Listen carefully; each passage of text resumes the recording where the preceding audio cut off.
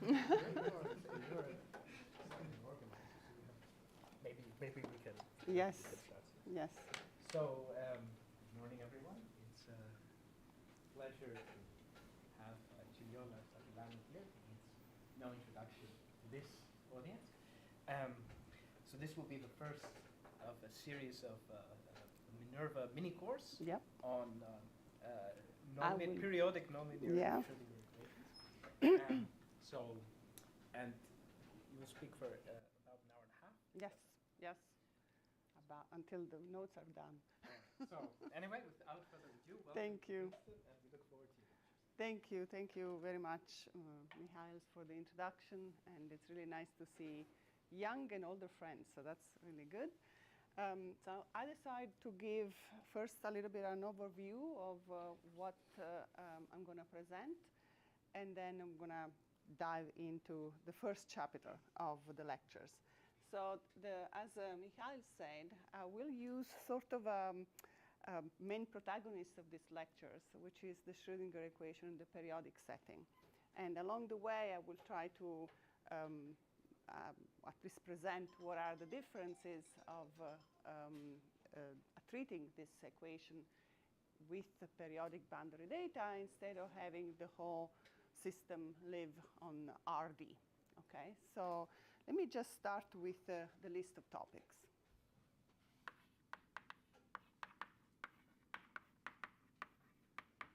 By the way, I'm going to make a list, but since there are graduate students here, if there are questions anytime or go off in a tangent somehow, it's totally fine, so please just ask.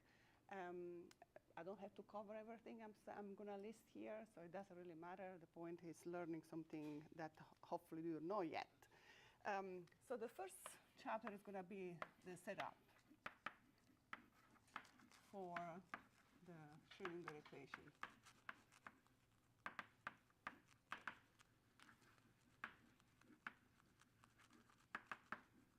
With boundary data that are periodic.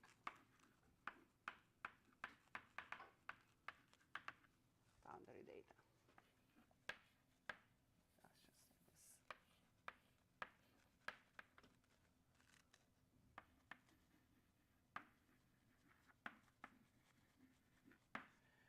Okay, so well, we're gonna within this chapter, we're gonna set up the initial value problem.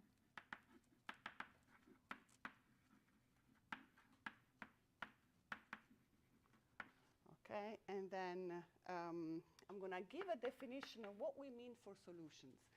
So it's actually interesting when you have an equation and then one starts immediately talking about solutions, exist, whatever. But it's never really so clear what kind of solution we're talking about, or in what sense we are interpreting the initial value problem, or the Cauchy problem. So I'm going to just define that from the beginning, so then there are not going to be any doubts. And this is the definition of well-posedness for me, for these classes. And then within this definition, there's going to be local well-posedness or global well-posedness. That's in terms of time. If the solution exists for short time, long time, blow up, all that kind of stuff. We can go in all sorts of different directions, but I will try to focus it on a solution that actually exists for all times. And then from there, the properties, in particular, later on in time, what happens. So it's inevitable once you start talking about well-posedness in this constant, you have to talk about Strichartz estimate.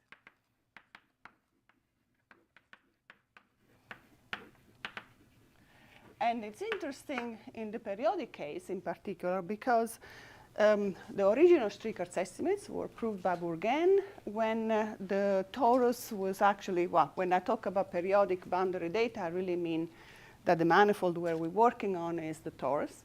And the torus can be, and I will stress this a lot in the next few lectures, can be either rational or irrational. In two dimensions, it's easy, the definition. Rational means that when you take the torus and you have two periods, T1 and T2, you take the ratio between T1 and T2. If you get a rational number, that's a rational torus. If you get an irrational number, that's an irrational torus. And in fact, in the rational torus, actually the square torus, but the rational is just this as well. Bourgain was the first one to prove Strichartz estimates. And actually, the proof is pretty simple. And in fact, I'm going to give it to you. And pretty much we were stuck with those estimates just for the rational torus for about 20 years, until around 2014, Bourgain and Demeter proved Strichartz estimate for any kind of torus, except that it's, as far as I know, it's not a direct proof. It's a corollary of a bigger kind of theorem, which is the L2 decoupling, which used to be a conjecture, now it's a theorem, and it's a corollary of that, and that's easy to prove that it's a corollary, so I will give you that proof as well.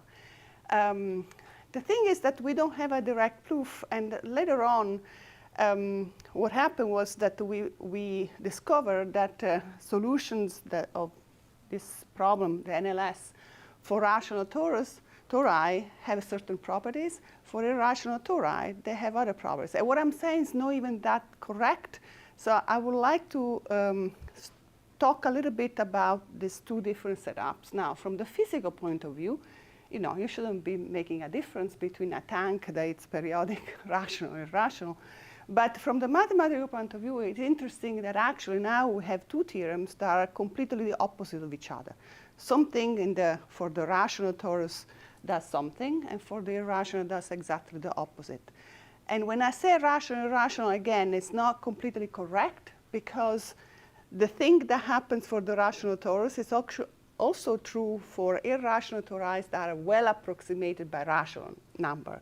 So it's not exactly this dichotomy. We don't know exactly what is the number theoretical conditions, Diophantine condition, whatever, that we need to put in the periods in order to have a dichotomy. But we have two theorems that do have a dichotomy. So this is more math. It's not really physics.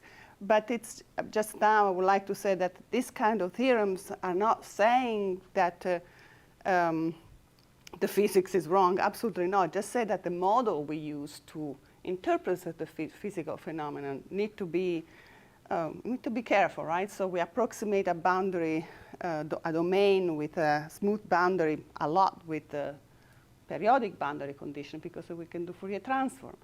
But then we face the problem that when we do this approximation, we obtain opposite results. So yeah, there is something to be said about that. So I will just give you a glimpse of this. We are not going to go too deep into it, but I found it to be interesting from the point of view of mathematics. And I think Alan Kohn likes to call it the non-commutative geometry. So make connections non-commutative geometry. Yeah, there is. So yeah. Is there anything like this that you know? I don't know yet, Sergio, because it's just like a very, to me, for example, one thing that we start doing with a postdoc of mine is trying to do the Strichartz estimate directly and figuring out where is these conditions on the periodicity and comes inside the estimates themselves. There are parts where this comes in. And then you go into number theory, analytic number theory, and I don't know enough of that. I gave a talk in Stanford a few weeks ago, and Peter Sarnak was there, and he and other people, they made connection with other dynamical system. But it's just not well. I mean, Alan Kohn talks about the geodesic flow. Yeah, exactly. So it must be because of the same kind of things. But it's interesting, for example, when you talk about wave turbulence, and as I will say, is the energy transfer from low frequency to high frequency and all of that. If you follow this mathematical setup with the periodic thing, you actually get opposite results. And I'm going to talk about those two opposite results. And then people who know more number theory can help in figuring out. And there are other things that, for example, I'm going to, since this is maybe an introductory result, another curious fact that you can see is that when you are working in a 2D irrational torus, with this periodic boundary condition in irrational torus, the NLS, at least when you look at the set of resonances, 4-wave resonances, for example, so the condition splits from a 2-dimensional resonance set condition to 2 one-dimensional resonance set conditions because this irrationality. I will do the calculation, we'll see. But what I want to say is that then if you can treat this 2-dimensional problem as a 1-dimensional problem, the two different coordinates, and you put yourself in the cubic NLS, which we know that one dimension is integrable, then you can actually lift up in a two-dimensional setting some of the properties of the 1D. So that there are a bunch of things that come in that they are not quite completely investigated, but yeah, so it's the mathematics in there touches upon different parts. Anyway, all of that is going to come later, this starting with the Strichartz. I'm going to do that. And then, of course, there's going to be the XSP space introduced in this context by Bourgain. All right, so once we do all that, we then move to proof of the well-posedness.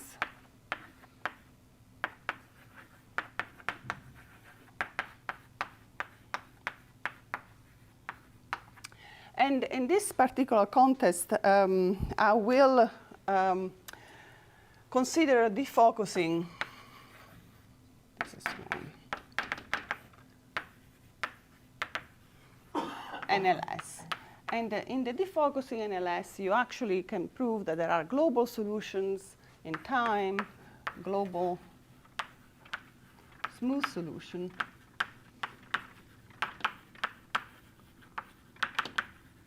And once you prove that, then there is another large group of questions that you can address. And those are in the, or you can be put under the umbrella of wave turbulence. So under this umbrella, we're going to look at the energy transfer.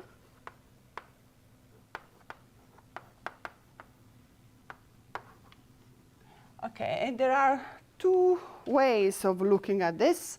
One way, it's completely deterministic, and it's done, again, using the first approach of Bourgain in study of the HS norm, S is going to be greater than 1, of solution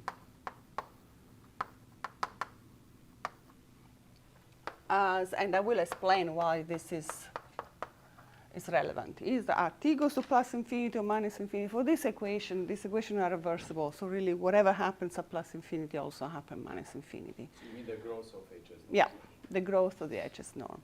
So what do we know? And I can say you right away that even for the 2D cubic NLS, we have partial result. And it seems to be really hard to go beyond what we know now.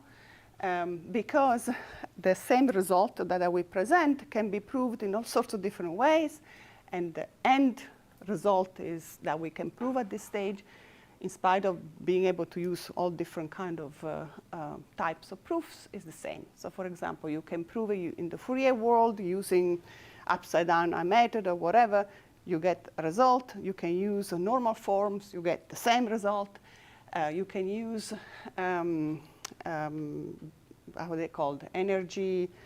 You define a certain kind of list of energies that you modified energy, and then do an integration by parts type of argument. You get the same result. So we do not believe that there is a serious obstruction, like a real obstruction. But for now, we cannot go beyond that. And I will try to give you some example of this.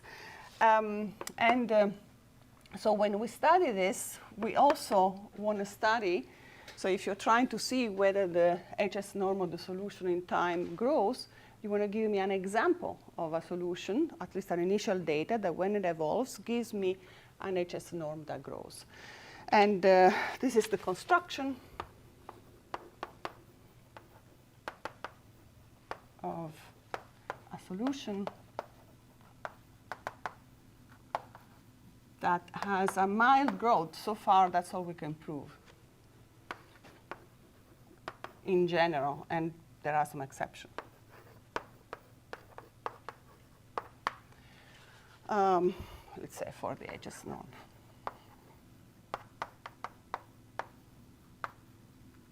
Okay.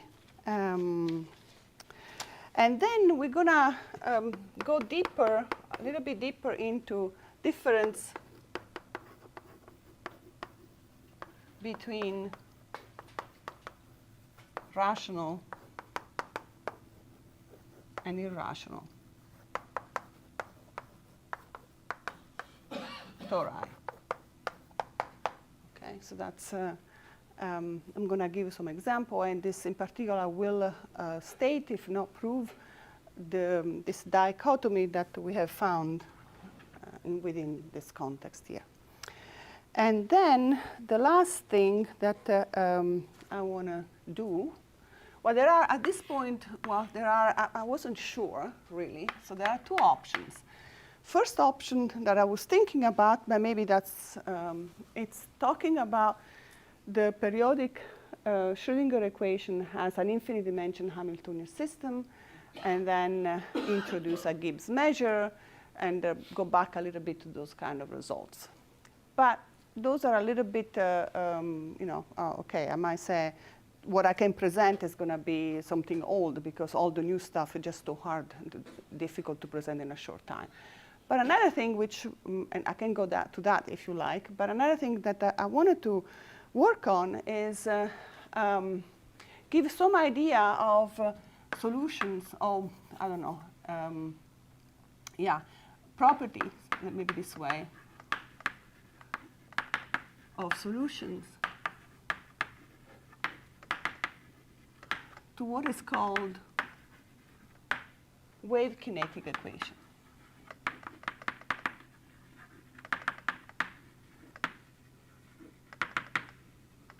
Okay, so the wave kinetic equation for the Schrödinger equation is the equivalent of the Boltzmann equation for gases. So if you look at a gas and you wanted to understand properties about the density, the energy, and all of that stuff, then you start from the law that governs the particles of the gas, the way they interact, which in one version of that setting, you can interpret it as balls in a billiard, and the way they interact. And then you do some consistent limit process, and you end up with the Boltzmann equation. And then you study the Boltzmann equation, the solutions, the properties. You know, some settings are still open, but in any case, there is all of that. The wave kinetic equation would be the equivalent of the Boltzmann equation, but instead of interacting particles, you're interacting waves, wave packets.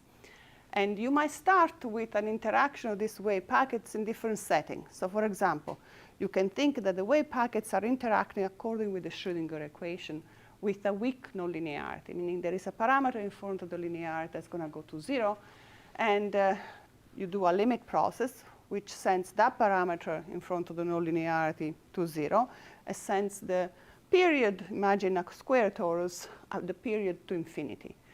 When you do this process, limit process, which you can do in informal manner, in fact, it's not that complicated, informal manner, and by assuming that you have a certain probability also living in that situation, you derive the wave kinetic equation. So the informal way of deriving this equation has been there for a long time. You can read, for example, the book on Nazarenko, and you see that. The very proof of that is more recently obtained by Deng and Ani in different setting, different relationship with the parameters epsilon and lambda. So I will not do this part, but you have a wave kinetic equation, so the equivalent of the Boltzmann equation. And for that equation, you want to talk about solutions and so on. And in particular, you wanted to see if you have solution that satisfy what I call here energy transfer, meaning you start with the bulk of the wave near the small frequency, and you try to figure out whether actually this is going to move to larger frequency. So I would like to talk, these are some recent results that we have on this, in which this energy transfer is actually proved, and I thought that would be a better way to go. Okay, so it's a bit ambitious. Let's see how far we go, but that's the plan.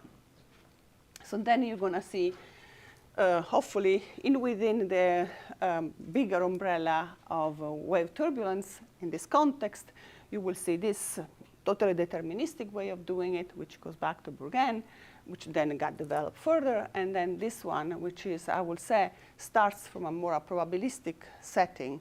And the connection between the two is just being explored in recent times. At the moment, they are a little bit disconnected, but they're just two different versions of the same kind of question that you ask. So what do you mean by two different versions? Well, because, yes. You mean transfer of energy? Exactly. So you can think of transfer energy in this kind of, totally deterministic way, or you can think of it after you have done this work in order to get to the wave kinetic equation, solutions of the wave kinetic equation. But when you do this derivation of the wave kinetic equation, you are assuming that you have this parameter lambda in front of the nonlinearity that goes to 0. You assume that the periods of it goes to infinity. So it's not really, here you don't do any of that. Here we don't have weak nonlinearity. It's just the problem. The period is fixed. So they are different, yeah. And here, in order to derive the wave kinetic equation, you have to put yourself in a probabilistic setting. In fact, the easier one is... you need a Gibbs measure? No, you don't. Well, interesting you say. So no Gibbs measure, but you have to assume, for example, if you start with the Schrödinger equation and think about taking the Fourier transform of the solution, you have Fourier coefficients. This Fourier coefficient you can write in polar coordinates, and there is an amplitude and a phase. What you start by assuming in that context is that the amplitude and phase are independent variables and are independent from each other. That's where you start from. Then from there, you do this limit process. So lambda goes to 0, L goes to infinity in the appropriate way, and you deal with that. So, but this is just the beginning, but I will make it clear what the difference between the two settings are. But at the end of the day, they are used in order to understand the same question, which is this transfer of energy from low frequency to high frequency. When we do the infinite volume, do you preserve the energy, or the energy become infinite also? No, it's preserved. Okay. All right, so now we're going to start easy, and I wanted to make it just at least the notation clear from the beginning. So I'm going to start with my NLS. This is my nonlinear Schrödinger. And let me actually put a P here, which very soon I will remove, that just indicate the order on the nonlinearity. So this is the equation, I dtu plus Laplacian of u. And then here, I think in my notation, I have a lambda, and then u p minus 1 u. So p is a number greater than 1 for now. But very soon, we're going to take just powers of u, like our integer number. So cubic will be in particular. So p equals 3 is the one that I will mostly concentrate on. And then this is a Cauchy problem, or initial value problem, which means that I'm assigning a peak here times 0. But of course, you can assign your conditions at any time. Let's just pick t equals 0. And this is u0. So my u, by the way, for me, this x is in a torus of dimension d for now. This means that you have a periodic boundary condition. Okay. So the u, by the way, this lambda that you have here, for me, just what's important is the sign, plus or minus 1. And I will tell you what the difference is between the two in a second. And u, hence, is a function from R Td into complex. This is a complex value system here.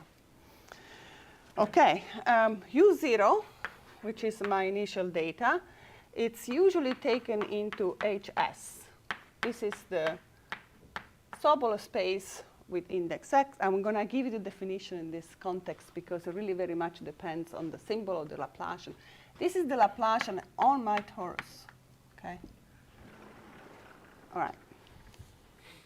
Now, because this comes from physics, there are conservation law.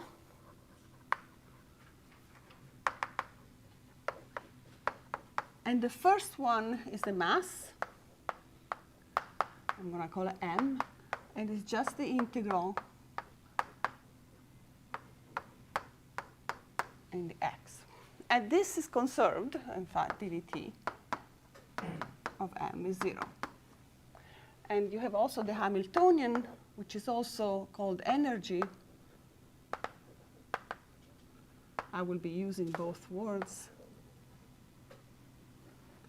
So let me call it h. And this is the integral of 1/2 the gradient of u square. Now let's see. Minus, I guess. I have to think about when I put on the other side. No, this. P plus 1.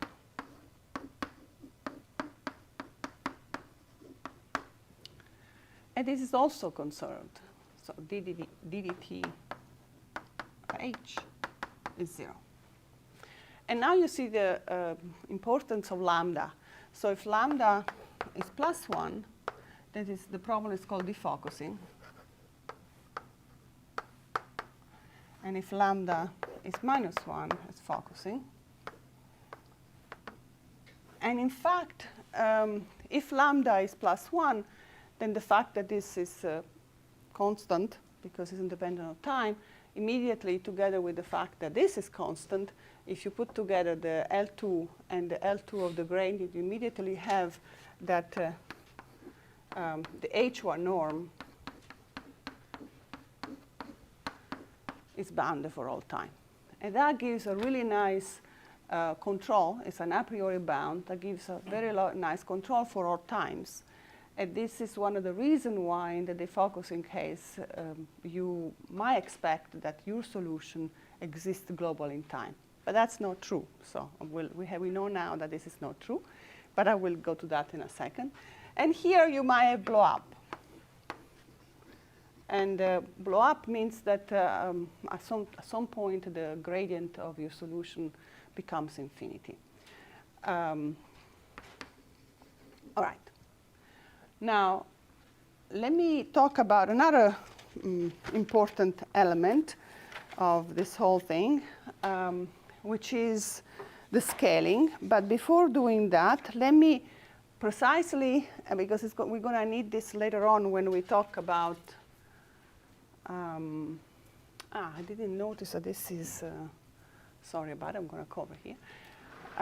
When we talk about rational and irrational, I want to make sure that it's clear where that will come from. So let me redefine for you the Fourier transform here, just in terms of notation, and what is the symbol of the Laplacian in the periodic case.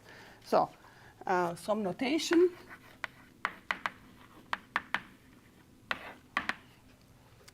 So for me now, TD is going to be made by a bunch of periods that I'm going to call T1 to TD. So these are the periods that you see. And so the TIs are going to all be greater than 0 for all I 1 to D. And the Fourier transform, of course, you know the one 2 pi, but now here you have to rescale by the t's that you have. So there is some constant that depends on the dimension. Then there is the measure of the bag measure of the torus. And then, so what I wanted to emphasize more is this, in terms of notation. Oops, so this times e to the I 2 pi. And now here we have this dot product that I'm going to call it with a star, and then the x. And the notation for this is that kx star, you have to keep account of the t's that you have there. So this is the sum I 1 to D of 1 over Ti xi ki. OK. Will be relevant later. And of course, sorry, k. No, sorry. X, no, I did it well. What I want to say is that k is my vector k1, kd in the lattice zd. Okay? All right.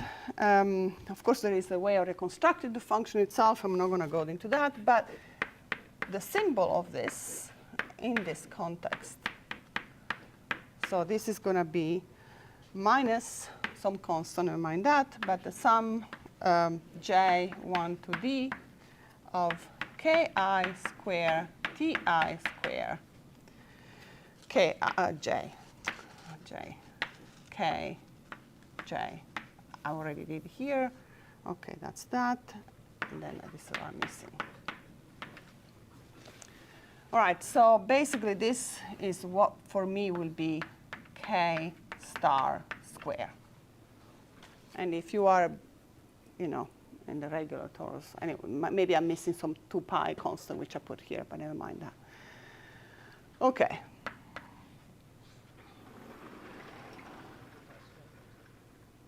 OK? So for now, this is not important. And in fact, most likely I will ignore the star. But when we're going to start looking at this period, these theorems that separate the rational from the irrational, well approximated, and all of that, unfortunately, that will come in. So I just wanted to do it from the beginning. And again, using this notation, for me, the HS norm is going to be the following. So you take the sum, then you have 1 plus k star square s f hat k square, and then 1/2. So I will be using the same kind of notation for that.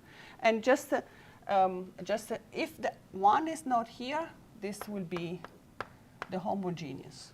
OK? So the homogeneous is the same thing, except that here you only have k star square. OK? All right, that's the homogeneous over space. All right, now that we got, one more thing. And this, if I say I'm taking this operator, this is a multiplier. And the way it works is just this.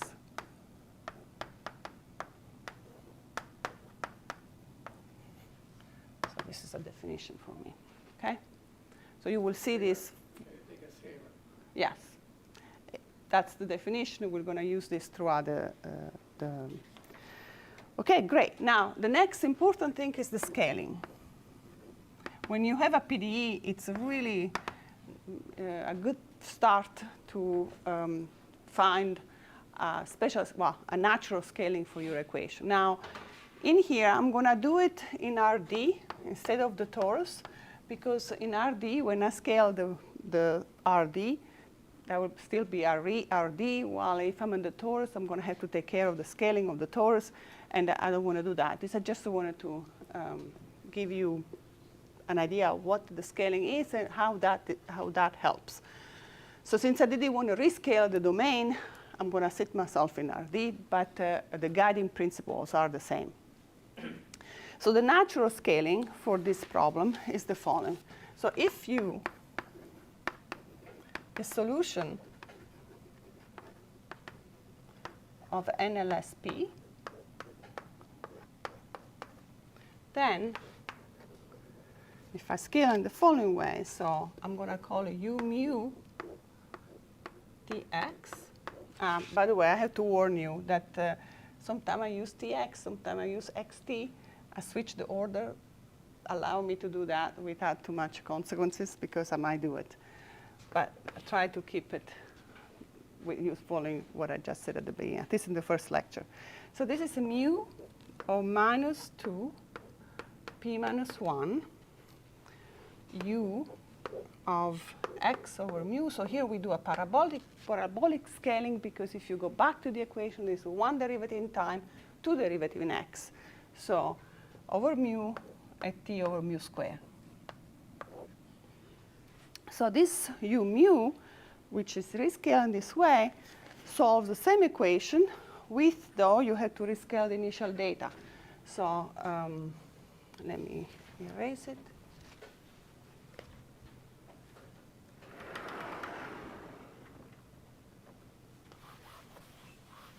Oh, OK, I'm erasing the equation, but it's the nonlinear Schrödinger. So this u mu with data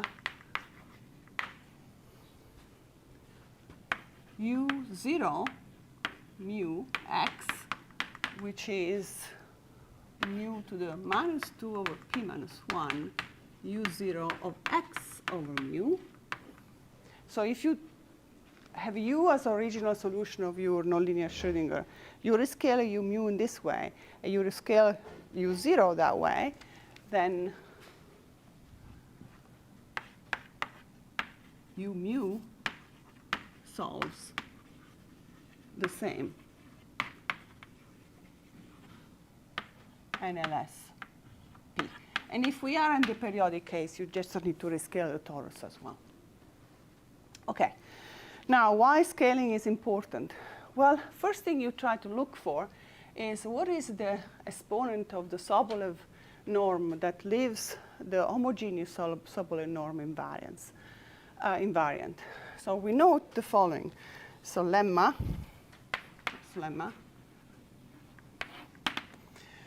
okay, when you take this rescaled data and you measure it in the homogeneous Sobolev norm, this up to constant is mu to the s minus, I'll tell you sc what it is, but it's a special exponent sc, u0 h dot s, where sc is d over 2 minus 2 p minus 1. Okay. Now, you can prove this, formally in a sort of, but let me give you a very quick proof. Okay, it's in quotation mark because this is not really, I mean, if you write this in the homework, I will probably say it's wrong. But just because this is going to help us quickly, let's do the calculation. So let's pretend that ds is just taking a derivative order s, like if you were doing a derivative of order 1, order 2, whatever. So let's take the derivative of this guy. So what happens? Well, if you were taking, you remember what the u mu were. We wrote it up here. So there's going to be this thing in front, which is just a scalar, minus 2 p minus 1. And if you were taking the derivative order 1 of this, you will say that this is the derivative of u0 times 1 over mu. So the same thing really happens here. So this is derivative order s of u0, but then you had to pick up the mu s times, so this is mu to the minus s.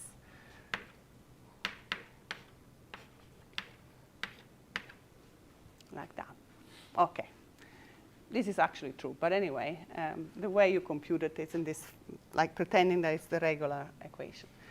And now we only have to take the L2 norm of this, because the homogeneous, we're just taking this operator and taking the L2 norm of that. So really, this is basically my HS norm of u0 mu h dot s. It's really equivalent to taking this. And let me do the square, so I don't have to take the square root. And now we account, I do actually took the square root, so let me just take the square root of it. And now all the constants will go out. This is mu, p minus 1, minus s, all of those go out. And then we have the integral of ds of u0 itself, but now it's x over mu. And then we had to square this, and 1/2. But now, in order to go back to x, you have to do change of variables. So there's a Jacobian that comes out. And if you do the calculation correctly, this is minus 2 p minus 1 minus s plus d over 2. This comes from the Jacobian. And then just square root. Yeah, when you change the variable, that's outside. Yeah. And this is that. Okay, and that's where it comes from. So basically, now why is it important to go through the scaling and figure out what is the critical? It's called SC because this is a critical scaling for the reason that I will tell you in a moment.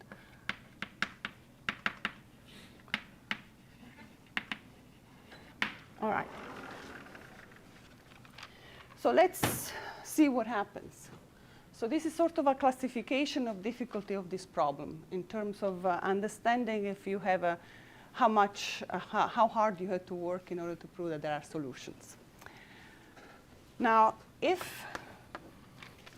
so we're going to do this classification, and let's write the following. So if my initial data is in HS,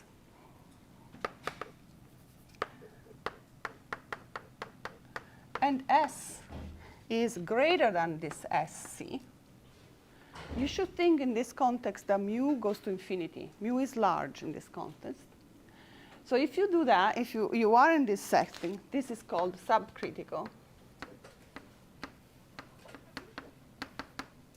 case. What you note is that S minus SC is negative. So if you think a mu to go to infinity, then the Sobolev norm of your rescaled initial data becomes small. Okay? So in this case, S is larger than SC, and S is smaller than, okay. Let's see. Then you're right, so I must have made the mistake there. Because, no, because I want it to be small. Right? Okay. So, did I make this? This is the correct? Yeah, thank you. Because I want to think of mu to be large, that's why. You can see it in your calculation. Ah, you see, even more. Exactly, here it is. It's always better to do Thank you. analysis. And it just, yeah. Yeah, but just to understand it, right? Okay, so we are in this case. So in this case, when we rescale, U0 mu is small. Okay, this is a small data. So we are in the situation in which we can do a rescale, we can make the initial data small, and when I will show you how we prove well-posedness, you will understand that having small data is good. In fact, in this case, we can say that the nonlinear problem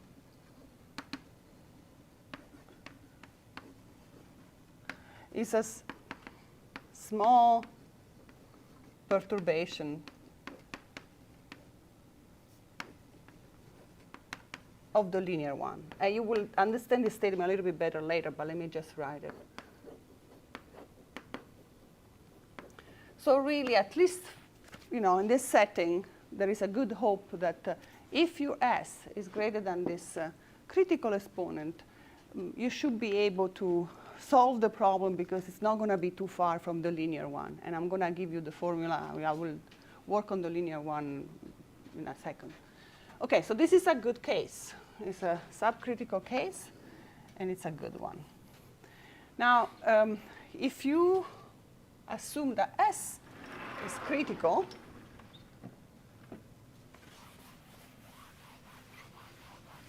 well, then that's exactly the situation in which scaling will not help you in making the initial data small. So if S is equal to SC, we call this critical problem.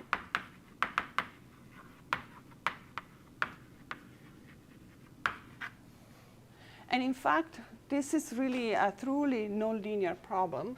So the NLS P is really a nonlinear problem.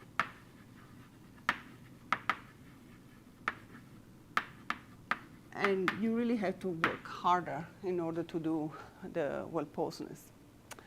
And if S is smaller than SC, this is the supercritical.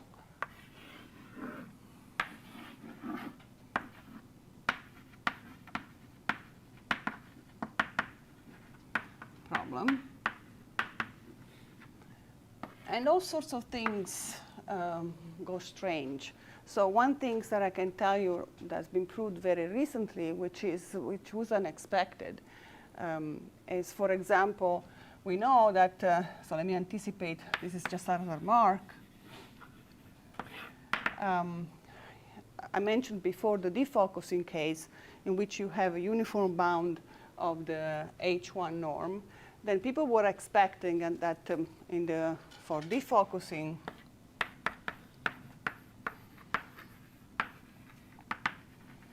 NLS, people were expecting that you have a global solutions all the time. So some people, well, you know, the general, I think if you were to make a bet whether there was a blow up or no, you made bets for blow up. Good job, because you won. If you, I hope you bet a lot.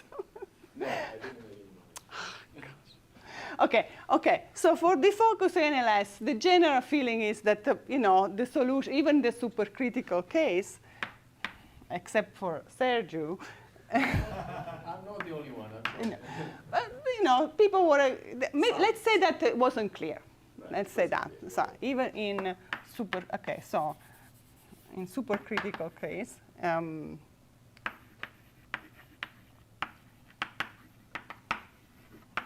Let's say it like this: 50% global solutions all the time, and 50% some blow up. That's the feeling of people had. But now we prove that actually blow up can occur. And also in the periodic case, not just in the, which seems even more, you know, obvious that in the periodic case, if there is a blow up in RD, even more so in the periodic case, because there is even more. Take Tau actually also had some model problems. Yes, because the supercritical was with a log and so on. But now it's really with the power. Yeah. So that's, anyway, so now we know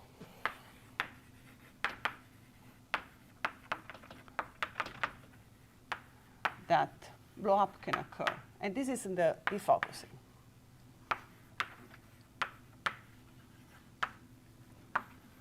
Can occur. So just to say that it's just like a, you know, it's an interesting problem, the supercritical case. All right, so let's just do a little calculation as an example, so to understand what does it mean with a P, a C, or whatever, just to give us some ideas. So for example, one case that I will really work on will be the 2D periodic, let's see, cubic NLS. All right, so in this case, P is equal to 3, and D is equal to 2. So if you do the calculation, SC is equal to 0.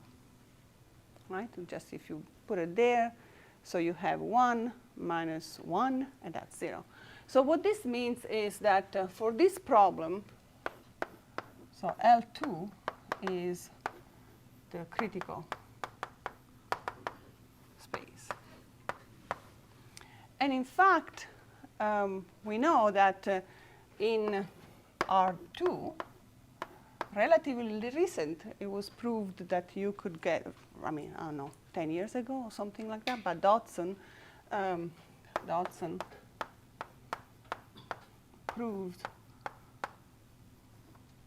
let me write it like this because I didn't give you yet the definition of well-posedness, but let me just say existence and uniqueness of solution.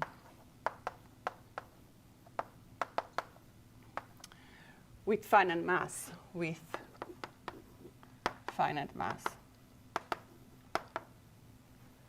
Why am I saying finite mass is equivalent to this? I mean, L2. Mass is exactly the L2, right? So if you assume that you have finite mass, you assume that you have the initial data in L2.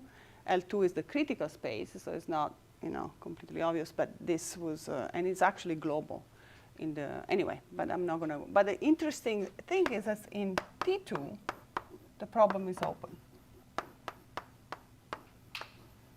Unique. everything. The uniqueness is all. This, yes, definitely, because you can do the weak, exactly. In terms of, let's say, exactly, this is open. Also, let's say the well-posedness that I will pose you, I will define you, it's open, yeah. So let's just say the uniqueness.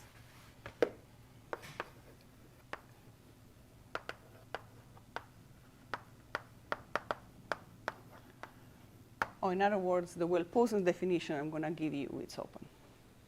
And still we don't know that. And I wanted to anticipate one thing that I'm going to try to prove, that if you are in this setting, but you don't take the whole cubic NLS, you only take the cubic NLS where the frequencies are in resonances, then yes, it's proved. You can prove that. As long as the torus is not rational. That's another difference that you haven't done. And now, yes, because of what I was saying before, that you can split into two 1Ds.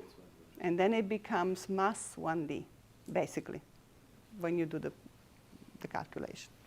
It's not, if you try to use Strichartz, you lose. But if you do it in another way, you can prove that. OK. The problem is that what we don't know how to do is how to push to the whole.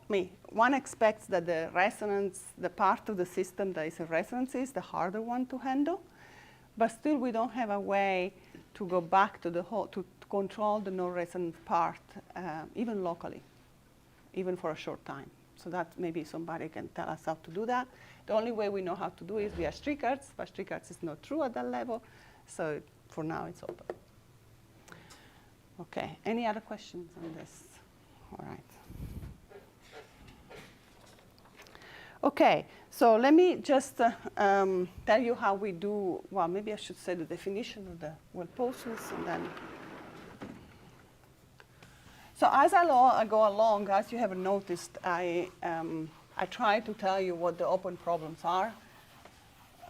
So if you want to try, have stayed open for a while. So, OK, so what do we mean with a solution? So let me start with, let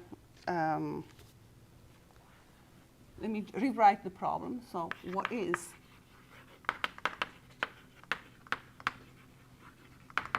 in this class?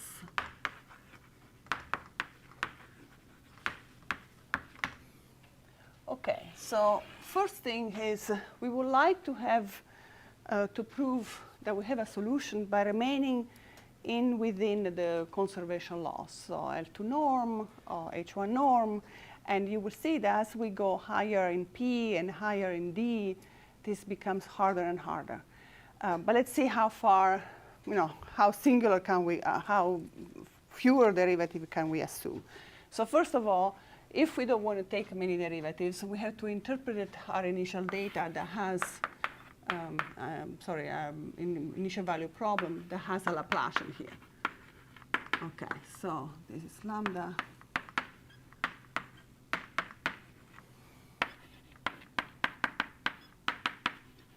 And we have to interpret this. So the best way for us to do is to reinterpret this initial value problem into an integral equation.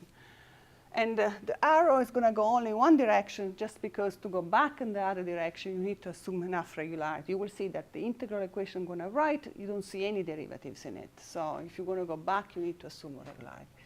In any case, by the Duhamel, this is corresponds to. Now, this is the linear solution. This is my notation for linear solution, and I will give you an explicit solution for it, in fact. And then this group T minus sigma acts in the nonlinearity. Maybe I'm going to put lambda here. OK. OK, that's how we'll interpret it. And ST U0, I'm going to call it V, solves the linear problem.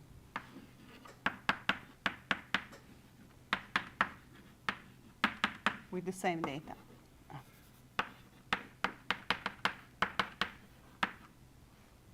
Okay. Now, of course, this is not, by the way, I'm going to give you exactly what V looks like. We have an explicit formula for that, which I'll give you in a second. But let's go back to this integral equation. Of course, this doesn't solve anything, because I have u in terms of u. But it is in a way set up so that we can use some kind of iteration method to solve it, just like what we do in ODEs, in a sense. Before doing that, let me give you the explicit formula for the V. And here I'm going to show you how this becomes different, whether you are in the periodic case or on the continuum case. How do we get this solution? Well, one way to do it, that's what we do in the periodic case, because we can use the Fourier transform. So what we do is we take Fourier transform of the equation, and this, for fixed frequency k, becomes an ODE.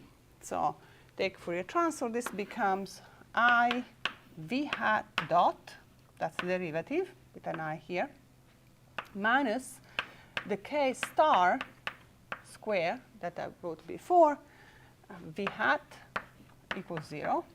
And then v hat, the k is fixed here, k, 0, oops, I see I switched, 0k, is my u hat k. And you solve the ODE and you have it right away.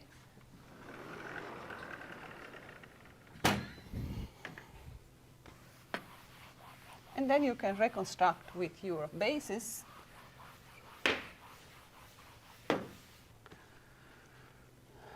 So v hat tk is u0 hat k, and then e to the, now minus it. I don't know if the sign is correct, but it doesn't matter because there is an I, so it's not like the heat flow. You have to worry about it. Okay, and then reconstruct with the basis. So st u0 x is the sum k in zd of u0 hat k e to the minus I t k star square, this, plus k x star, like that. And that's an explicit solution for this. Now, let me tell you the differences between RD and TD. Okay? So for RD, you can write exactly with the same argument, the same thing, and with the Fourier transform, and you get that STU0, one version of, one way of writing the solution is okay, let me put a little bit down. Otherwise it gets all confusing.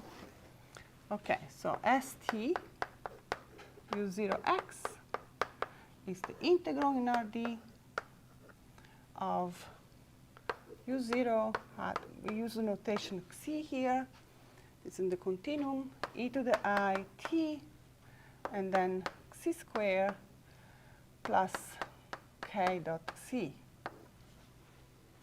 dxc.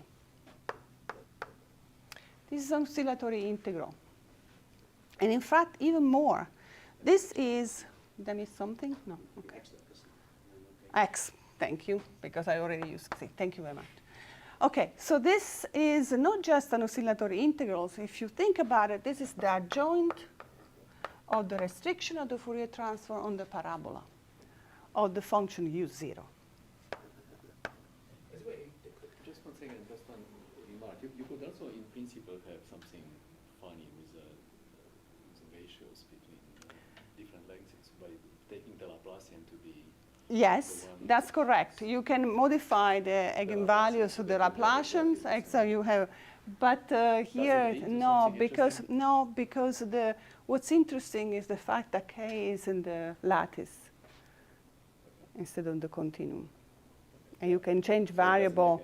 Doesn't make any difference in there. So that's so this is the restriction. Let me write it down. Adjoint of restriction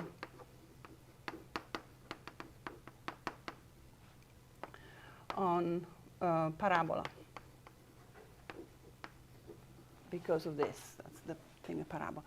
And this, because of this, there are lots of things in harmonic analysis that gives you LP estimates of this R star U, and then gives you LP estimates of the linear solution and so on. But here, we don't have any of that. That's not what happens.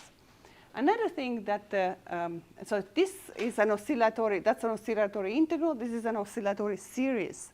The oscillatory series is the domain of analytic number theory. And you cannot do integration by parts in series. The reason why this is something more approachable, because you do integration by parts. There are these oscillatory terms that gives you decays. I mean, there are a lot of things that you can do, but not in the series. Another remark is that there is another formula for RD that you can use. So still in RD, you can think of this as, so when you go here, this is the product of this Fourier transform and of this function. Now, in RD, you can think of this as a distribution, and you can do, if you do the inverse Fourier transform, you're going to get the convolution of the inverse Fourier transform of this, which gives you U0, and the inverse Fourier transform of this, in the distributional sense, that gives you a kernel. This is in RD. And because of that, you can also write the solution as the convolution of the following kernels. So that's minus E, I need to divide by 40. Let me just write it correctly. It's kind of like the heat kernel, but with an I. So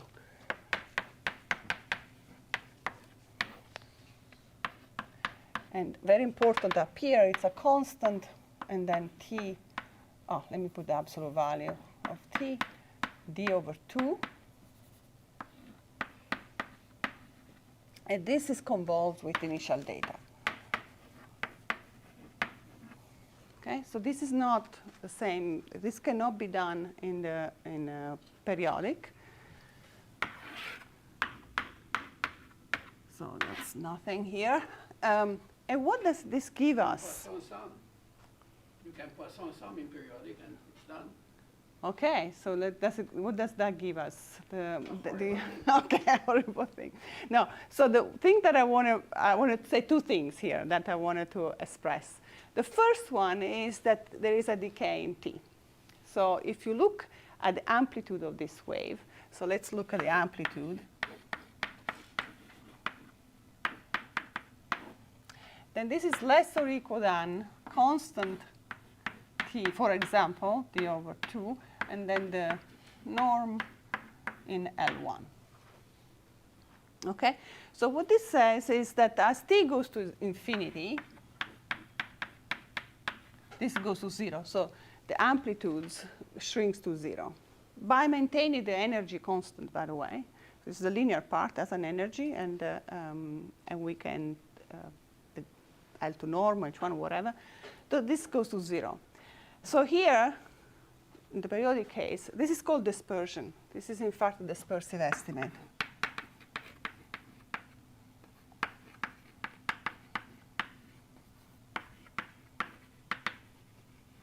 This is kind of like when you drop a pebble in a lake with a very, very large lake, so you just look close by. The ripples start becoming smaller and smaller and smaller, although the energy of the system remains constant. So this is a dispersive estimate, and is the beginning of the starting point of Strichartz estimates. So there. Now, this cannot happen here. One reason why it cannot happen here for sure, that it goes to 0, is because for example, for periodic, rational periodic situations, the linear solution is also periodic in time. So it cannot shrink to 0, right? It's periodic in time. It keeps repeating itself. So this thing is not going to happen. Now, it's pretty easy to see that it's periodic in time. Just think about this. This is the solution. If you look at this piece, and you are in the square torus, so this is just the absolute value k, then you see that this is periodic in time. But if you are in an irrational torus, you cannot claim this anymore, right? This is not anymore like if. Say it again? Exactly. So, but anyway, still you don't decay at infinity. So this is like two different things that I wanted to point out from the beginning, although I will not treat the RD case, but just to say that there is no dispersion, you have to be a lot more careful, and okay.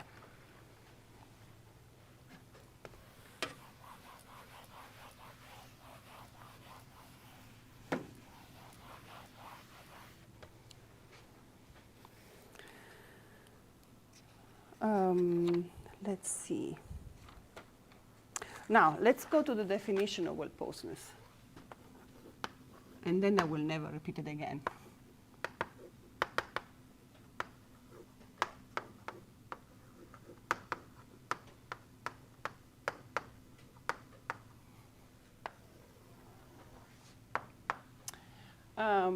I wanted to call this identity here star, actually double star. So for me now, I want to find, for me a solution is a U that satisfies that identity. That's how I transformed my initial value problem. So we say that NLS P is locally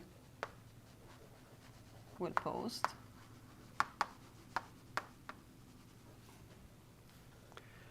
and I'm going to abbreviate it in later times, LWP, in HS if for any ball in the HS space there exists a time t and a Banach space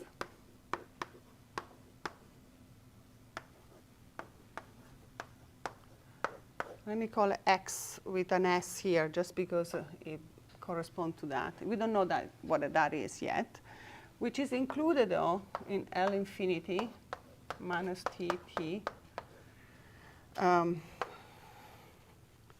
HS. Okay, such that for any U0 in this ball, there exists a unique solution of star, double star,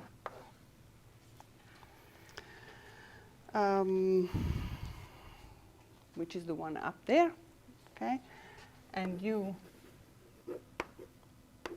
is in X, S, intersect now continuous minus T, HS. Moreover, the map that sends U0 into this with the appropriate topologies, so U0 is going to be in the topology of HS, U is going to be in this topology here, this one. This is continuous. This part basically tells us that the problem is stable. So if we change a little bit. I'm a little confused. Yes. Doesn't that put U0 in excess in the special space? If I take this time one equals 0, Mm-hmm. because I'm continuous, I'm attaining my U0, and U0 needs to be in excess then. So U0 is only depending on X, and Yeah, XS the is a space time. is a space-time. Yeah, space-time. But the slice is all HS? The slice is all HS, exactly. So you want to maintain the Okay. want to No, continue. that's- Yeah, that's yeah, the yeah. definition. Okay, so this is what we're going to. Now, I'm not going to go into this, but there is, for people who have read about this kind of stuff, there is a unconditional well-posedness, which means that you only sit here. You don't have this extra conditions in there. But we're just going to stick with this definition here. Okay. Why, for the excess, why don't you assume it's in the continuous space, or why is it that you need to... Right. So because, for example, if you look at the XSB space, you cannot say that a function in there is continuous in time. It is an L infinity in time, but not continuous. So then you wanted to prove the extra property, which you do directly, actually, of continuity in time. Yes? Why can't you just set x as to equal that x? Because that's okay. You do okay. This you might need it to have it. So in here, you don't need to. You can define a definition like that. But when we're gonna apply these things, this space is gonna be stronger than that. The classical local existence, if S is sufficiently large, then you just, it's enough. Exactly. That's what I will prove now. But if S is lower, then S is lower, you need a little bit more space, to be able to close. In fact, what I will do in a second, well, let me do this. This is going to be exactly this one. For smooth data, you can use S just is this. sufficiently large, right? And d over 2 is the threshold. So the x is smaller, just allows you to close induction. Correct. Exactly. Close the, yes, you can, there are two ways of you can think about doing this problem. One is by finding a sequence that converges in space like this, or finding, which is what I will do, an operator, which is going to be the right-hand side of that identity. You call that an operator phi, and you prove that the operator phi has a fixed point via contractions. And that's how we're going to do the next step. Any other questions here? Bjorn, do you have a... I think you can always, like, back to Alex's question, I think you can always just dissect the space that you chose with CT0HS, and then you don't have to... Yes, like here. Yeah. So, Okay. And then I think you can always choose it to be a subset of CT0HS. Okay. It's like whatever you had, it was a production mapping argument, just intersected with CT0HS. But, I mean, that's my... It's better like this. It's because either, that's yeah. what you usually prove. That's exactly. That's why I wrote it this way, because you usually prove that you were here, that is inside here, and then separately you prove that it's continuous with respect to time, and hence it's in here. But, you know, yeah. Okay. All right, so I'm going to, now let's start with some, just to be familiar a little bit how you know, easy case. I'm not going to do this too much later on. Let's think about smooth data.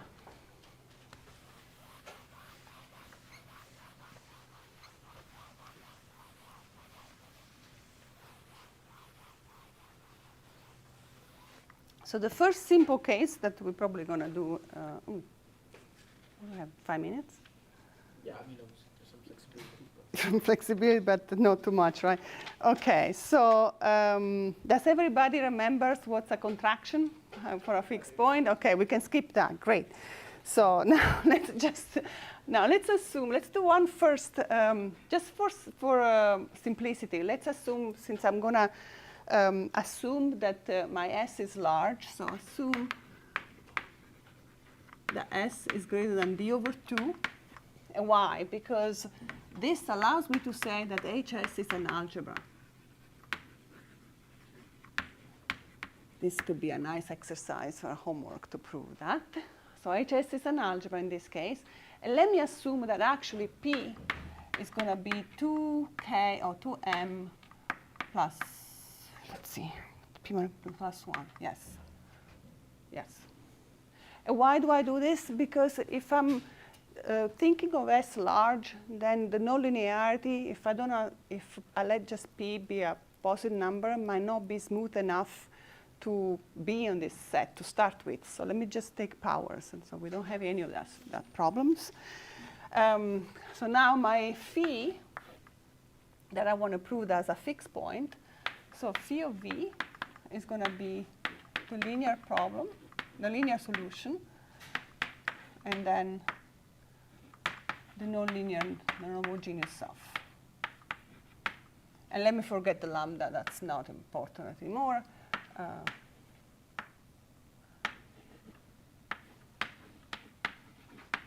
Okay, so this is my operator. Now, as a space, just it was announced, let me take the space XS which is, in fact, L infinity minus, I don't know what T is yet, so this will be defined later, into HS.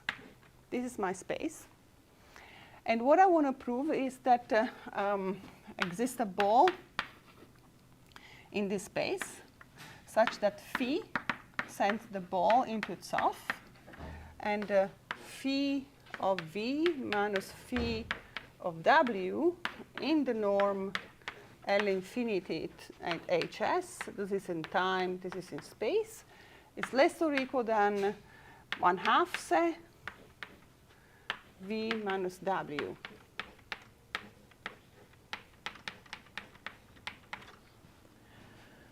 Okay, so if I prove this, and of course this is for all V and W in the ball.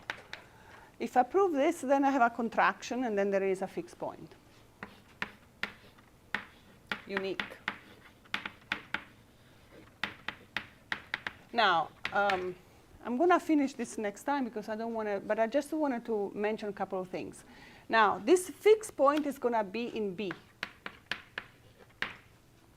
So you are left with the question, is this the unique solution in this space, in the whole space, right?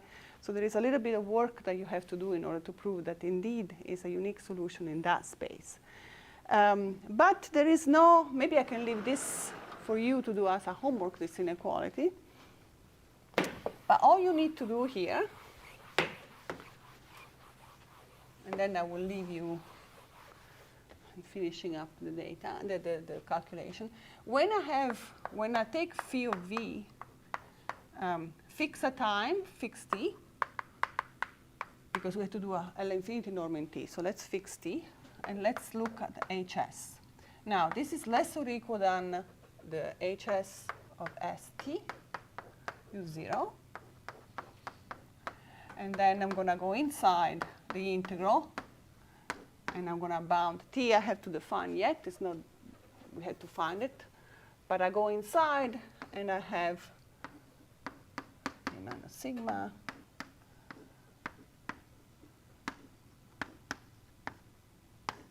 HS. And now, if you remember how the solution of the linear problem looks like, you can prove that actually ST U0 HS is equal. Why? If you write HS in terms of the Fourier transform, you're just going to have the Fourier coefficient of U0 times e to the I something. The absolute value of that is 1, so you have the identity.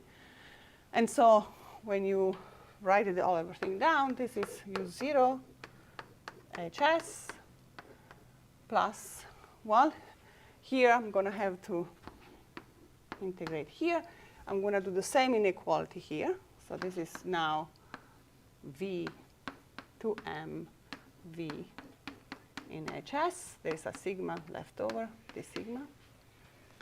And now I'm exactly in the situation in which S is large enough to have a algebra here, so I can distribute everything and take the L infinity norm. So this is U0 HS plus T V HS to M plus 1, and L infinity here in time.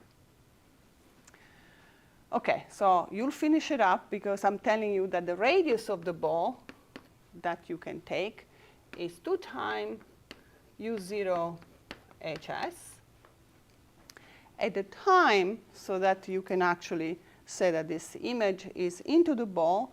It's enough to take T to be much smaller of U0 HS minus 2M.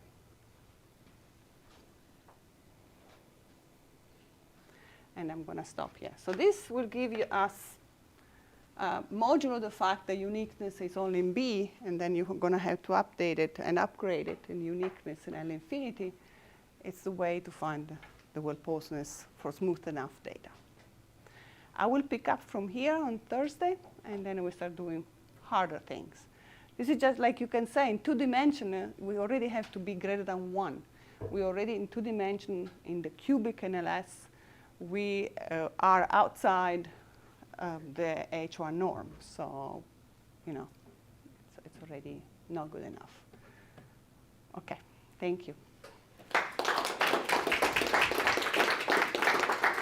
By the way, I'm here. My office is 905.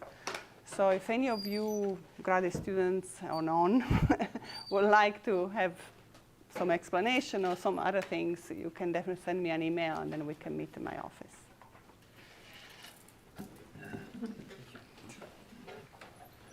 Very nice.